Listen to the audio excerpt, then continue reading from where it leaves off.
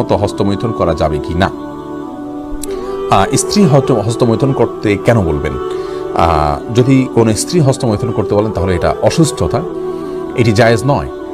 কোরআনে কারীমে আল্লাহ বলেছেন যে মানুষের যৌন চাহিদাকে চরিতার্থ করবার জন্য আল্লাহ বৈধ যে পথ রেখেছেন, স্বামী স্ত্রীর যে মিলনের পথ রেখেছেন, এবং বৈধ পথ ছাড়া অন্য কোনো উপায় যদি কেউ তার যৌন চাহিদাকে চরিতার্থ করে, আল্লাহ তাআলা বলেছেন ফাউলাইকা হুমুল আদুন, তারা সীমা লঙ্ঘনকারী। সূরা মুমিনুনের শুরুর দিকের এই আয়াত থেকে বোঝা গেল যে হাত দিয়ে যদি কেউ বীর্যপাত করে তাহলে সে সীমা লঙ্ঘনকারী, কারণ এটি কোনো সুস্থ বা স্বাভাবিক পদ্ধতি নয়। বিধায় স্ত্রী চাইলেও তার হস্তমৈথুন করা জায়েজ নাই।